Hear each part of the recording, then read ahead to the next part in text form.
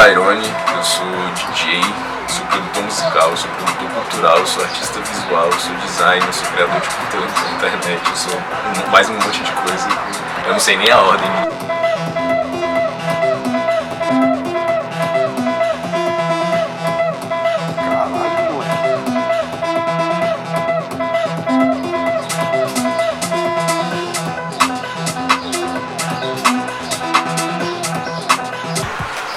Eu desenvolvo um campo de artes visuais também, né? Mas enfim, fazer música é um negócio que é muito natural pra mim. Às vezes eu acho que eu não tenho nem muita opção, né? Tipo, é o lance que eu tô pensando, é a coisa que quando eu chego do trampo em casa é a primeira coisa que eu quero fazer. Às vezes tipo, eu nem quero ver série, eu só quero tipo, vou fazer uma música, tipo, uma ideia do beat, ou vou ouvir alguma música, ou vou procurar alguma coisa. Então, em algum nível assim, eu acho que essa parada me escolheu mais do que eu escolhi, assim. Acho que já teve vários momentos na vida em que eu quis, assim, eu falei, não, vou só me dedicar aqui, vou estudar pra arrumar um trampo careta melhor, fazer um concurso, sei lá. Mas a real é que eu não consigo ficar sem fazer, sem produzir, sem criar uma coisa que é minha. E aí, eventualmente, eu decidi que já que eu vou fazer isso de qualquer jeito, eu vou me dedicar a isso mais sério, assim, a achar a coisa que talvez vá acalmar essa vontade de buscar isso. Mas, principalmente, eu acho que realmente é uma coisa que me escolheu, mais do que eu escolhi. Mas que, ao mesmo tempo, eu tenho que ficar escolhendo todo dia. Eu lembro de desde criança, assim, eu gostava bastante de Charlie Brown Jr. Ficar meio que procurando mesmo. Aqui em casa a gente eu tinha computador desde que eu era bem pivetão, assim, comprar um computador no consórcio das antigas. E aí eu ficava na internet baixando tudo que eu podia achar. E aí o Charlie Brown Jr. foi a primeira coisa, assim. Também meu tio morava comigo na época, e meu tio era DJ, né, ele tocava tipo Django, Drum and Bass, que é uma música eletrônica aceleradaça da Inglaterra. E aí ele e os amigos se reuniam aqui pra ensaiar, pra trocar música, enfim, eu ficava ouvindo. Eu era muito novo pra entender exatamente assim, mas eu acho que aquele negócio de alguma forma ficou enterrado em algum lugar lá no fundo. E aí um pouco mais pra frente, quando eu voltei atrás desses sons apareceram pra mim por outras fontes, eu reconheci como o som que meu tio fazia e passei a dar muito valor, assim. Então acho que essas duas referências foram bastante importantes pra mim. E aí depois, um pouco mais velho, assim, já com uns 12, 13 anos, que eu tava começando a tocar, eu peguei uma guitarra da minha mãe, também peguei uma guitarra no sorteio, no porão do rock. E aí eu comecei a tocar um violão que tinha aqui em casa, que era da minha avó, e aí minha mãe falou, não, pega essa guitarra aí pra tu. E aí eu comecei a tocar guitarra, aí logo formei banda e pá. E aí nessa época uma galera que me pegou muito foi o Black Sabbath. Acho que os riffs de guitarra eu gostava muito, eu achava o som muito doido, eu achava muito massa, e ao mesmo tempo era uma coisa que eu conseguia tocar, que era acessível, assim, então era muito importante pra mim estar fazendo, porque todas as outras coisas que eu ia tentar tocar no violão, tipo, eu era muito novo, eu tava acabando de começar, então não ficava massa ainda, mas quando eu ia pegar um riff do Black Sabbath, uma música do Black Sabbath, assim, eu tocava, ficava massa, tipo, rapidamente eu pegava as manhas ali de como fazer, e isso foi bem importante pra mim, assim. Rolou um momento ali no final da adolescência que eu briguei com todo mundo do rolê de banda, e aí eu tava sem banda, e eu queria continuar fazendo música, eu não sabia exatamente como. E aí eu descobri que eu podia fazer no meu PC, né, que eu podia craquear um programa na internet, que é o FL Studio. Comecei a meio que sempre fazer isso em casa mesmo. Eu já tinha os instrumentos, já sabia tocar os instrumentos, aí ligava os instrumentos no PC, gravava, eu então fazia com sintetizadores. E aí a partir daí eu acho que começou a se desenvolver também muita pesquisa de muita coisa pra agregar em como eu faço esse som, sabe? Tipo, quais são as possibilidades disso. E eu comecei a ouvir muito mais música eletrônica, muito mais referência que eu poderia samplear também, então comecei a ir nos lances que eu não ia antes, tipo de jazz, de soul, de música brasileira, que era meio que caçar sample, mas era também descobrir novas sonoridades, né, descobrir novas coisas que eu podia misturar, porque eu acho que tem essa também. Quando você toca um instrumento ali que você tá numa banda, é uma situação diplomática, né? Você tem que ficar, esse cara aqui gosta disso, aquele gosta disso, a gente vai tocar essa música, tem essas músicas, aqui é onde a gente se encontra, aqui é massa, dá um foco legal pra coisa, mas quando você tá sozinho, tudo é válido, né? Tipo, o que você gostar, o que você achar interessante, inclusive o que você não gostar, se você quiser experimentar e colocar lá, não tem ninguém pra te impedir, é você que vai testar. Então você tem essa oportunidade de testar muita coisa e aí passa a ser muito importante você ter contato com muita coisa, você ter muita referência diferente pra saber o que você pode e o que você quer fazer com a sua comunidade, considerando que você tá sozinho. Às vezes é um pouco caótico, porque ela funciona tipo em espasmos, assim, que dura, sei lá, 2, 3 semanas eu tô procurando ouvir de tudo de tal coisa. Por exemplo, no momento eu entrei novamente no loop do jazz. E aí já tem umas 3 semanas que é basicamente o meu dia todo ouvindo jazz. A não ser, eu tenho esse ritual de já há alguns anos, toda sexta-feira eu ouço tudo que sai, porque geralmente a galera que é mais de indústria grande, assim, que tem contrato com gravadora, geralmente lança na sexta. Então toda sexta eu pego pra ouvir as coisas que saíram no dia, e fico ouvindo sexta e sábado. E aí eu fico nesse loop de tentar entender artistas específicos ou gêneros específicos.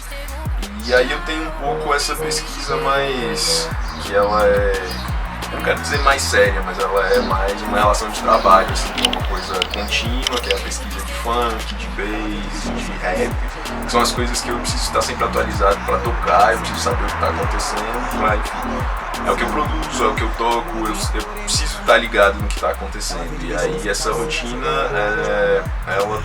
ela é um pouco mais esporádica, assim, eu acordo às vezes com essa vontade, e aí eu me dedico naquele dia de correr atrás de pessoas que eu já conheço, e aí a partir dessas pessoas que eu já conheço, quais são novas pessoas, e procurar o que está acontecendo mesmo, mas de rotina mesmo, já teve um tempo, rolou, que eu acho que foi um período muito frutífero da minha pesquisa, assim, que foi logo quando começou, que eu sentia que eu não sabia nada, quando eu comecei a me envolver com esses lances de música eletrônica, que eu sentia que eu não sabia nada, e aí eu pegava gêneros e artistas que eu gosto e eu separava assim, esse cara lançou em tal gravadora, com tal e tal pessoa, e aí eu ia todos os lançamentos daquela pessoa na gravadora, todos os lançamentos das pessoas em volta, e aí quando eu achava uma gravadora que tinha vários sons que eu gostava, todos os lançamentos daquela gravadora, e aí quem são as pessoas que eu mais gostei muito dessa gravadora, e aí ia ver a carreira delas, e aí ficava replicando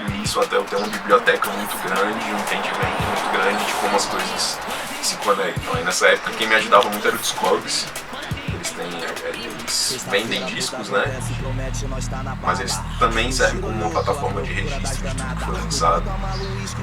Os filtros deles ajudam muito de você ir ouvir uma gravadora inteira. E aí até que chegou, minha pesquisa chegou com muita força no funk, de olhar bem atentamente pro funk, porque aí a lógica é outra. Você não tem esse tipo de registro oficial, você não tem... Você até tem algumas gravadoras, mas essas gravadoras não estão no Discogs, você não tem um repositório central, então é uma pesquisa um pouco fragmentada e é quase que uma aventura, assim, você escolhe um caminho, você vai naquele caminho até onde ele dá, e aí depois você tem que voltar a várias casas, porque aí, beleza, entrei muito em um som específico que toca em São Paulo, mas eu queria ouvir as coisas do Rio também. Você tem que fazer tudo de novo, então é meio tatear no escuro, assim, é diferente de pesquisar outras cenas de música eletrônica que são mais... que tem uma infraestrutura mais tradicional, assim. Eu tô fazendo uns conteúdos pra internet em que eu articulo em palavras coisas que eu já venho conhecendo e pesquisando sobre funk e entendendo há um tempo. E aí eu senti um pouco essa vontade, essa necessidade de falar. Eu comecei a observar que, por exemplo, eu gosto muito de rap também. Se você jogar qualquer coisa de rap no YouTube, você tem um cara que ele é dedicado a dissecar os esquemas de rima de, sei lá, do Joey Perez e do MF Doom e de todo mundo. E aí, na mesma plataforma, no mesmo YouTube, você tem outro cara que não vai falar sobre os esquemas de rima, vai falar ainda sobre as rimas, mas vai falar só sobre as metáforas. Aí você tem outro cara que só estuda as produções dos DJs de boom bap, outro que só estuda as produções do DJ de drill. E sempre a galera tá falando muito sério, tá dissecando muito. tá tentando entender e tentando mapear a cena que tá acontecendo, e eu sempre senti um pouco que é difícil ver essa mesma coisa no funk. Eu sinto que de achar pessoas que falam sério, que tem essa pesquisa focada, e principalmente que não é uma fala política. Não que, assim, tudo é sempre político, mas eu acho que quando você vai ver gente que fala sério sobre funk na internet, é sempre uma fala de massa, mas porque é uma música periférica, porque é uma música de gente preta, que faz isso, mas você não tem ninguém que tá se debruçando sobre a estética do que tá acontecendo, sobre que beat é esse, de onde veio, qual é o ritmo, quais são as referências sonoras, pra onde vai, quem fez antes, o que será que vem depois, de qual estado é, o que o cara tá falando nas letras, o que ele tá falando isso, como a voz é usada de um jeito rítmico.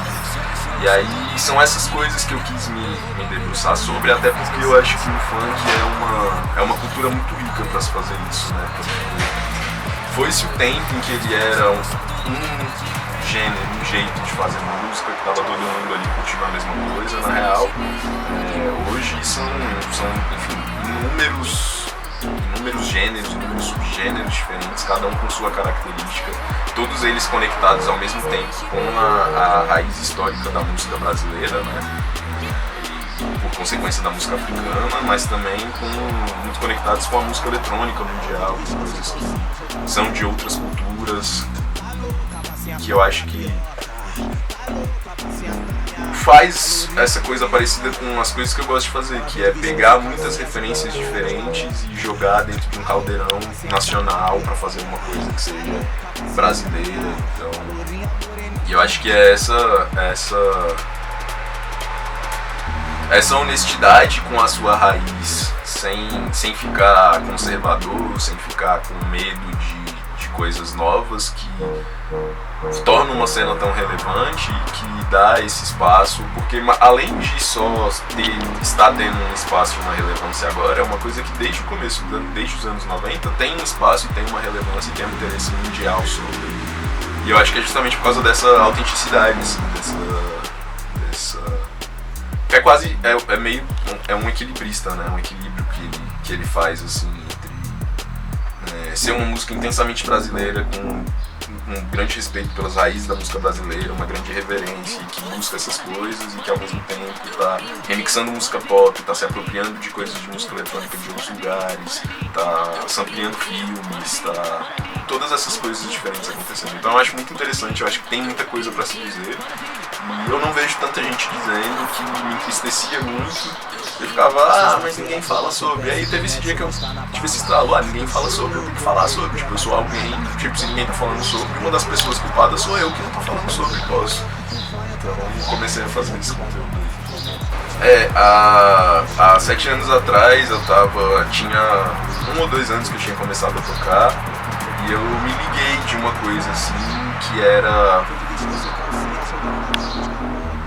o quanto de gente que tinha, que tocava, que também era muito talentosa, que tinha muita coisa para mostrar, muito som para mostrar, e às vezes não tinha uma infraestrutura dedicada aos sons que elas faziam. Assim. Então a gente estava numa época que tinha uma cultura muito forte de funk no SoundCloud, de misturar funk com cenas eletrônicas da época, que era uma coisa meio da internet, não é exatamente o mesmo funk da quebradona do Rio de Janeiro e de São Paulo, é um funk mais nacional, mas enfim, com umas referências diferentes, e que Brasília é muito forte nesse som. Brasília tem muita gente que faz esse som, que se dedica, e que eu vi ali que tipo, você tinha um evento de funk que era muito dedicado a um som de bailezão, legal. Você tinha um evento de funk que era muito dedicado a um funk mais pop, ok, legal. Você tinha um evento de música eletrônica que era muito dedicado a house e techno, mas você não tinha uma junção, um lugar que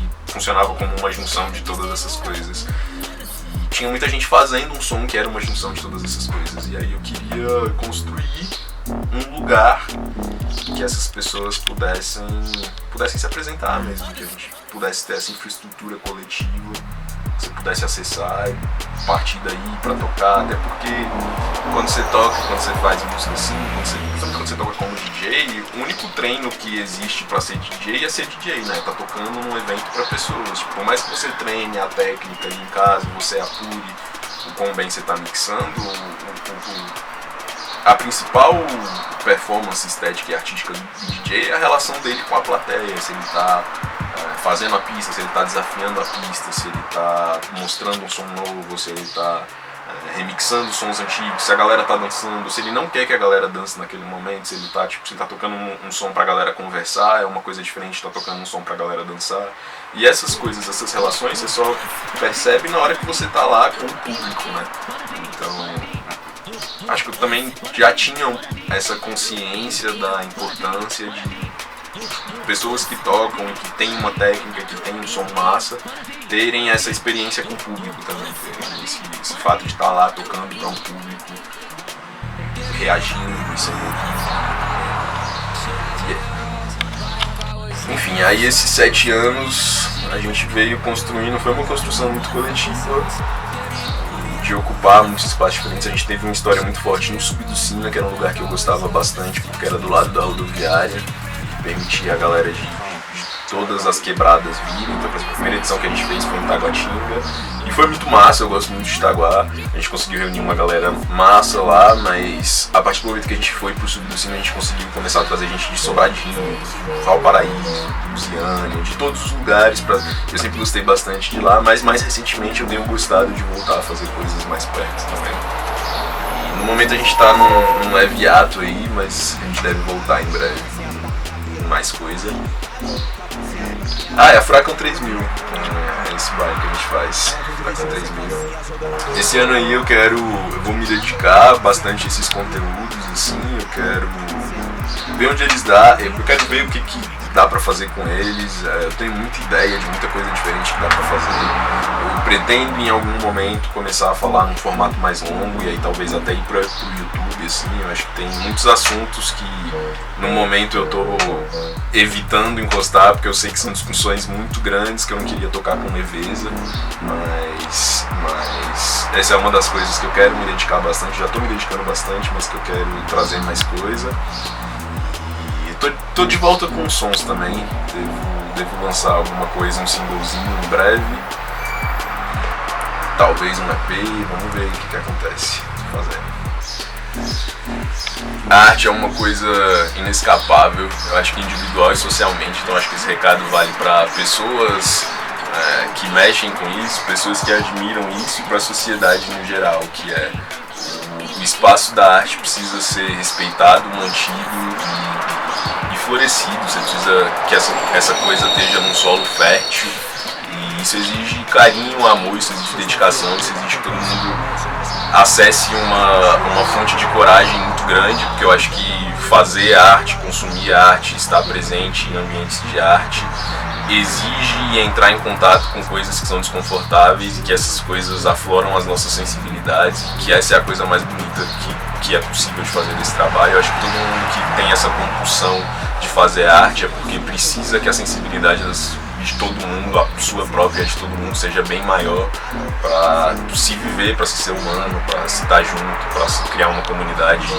feliz, próspera e unida. Então, é isso, vamos olhar para o trabalho artístico com amor e com carinho e tentar criar solos férteis para que essas coisas cresçam e se propaguem, porque a única coisa que pode partir daí é tudo melhorar. A única coisa que pode partir daí é a melhoria. Não tem como uma sociedade, uma pessoa, uma individualidade, um coletivo, não precisa ser a sociedade, o Brasil inteiro, mas o seu coletivo ali, a sua comunidade, que é pautada em criar condições férteis para o crescimento da arte, alguma pioria sair daí. É basicamente essas coisas aí que eu tenho pra dizer. Não, calma, deixa eu organizar.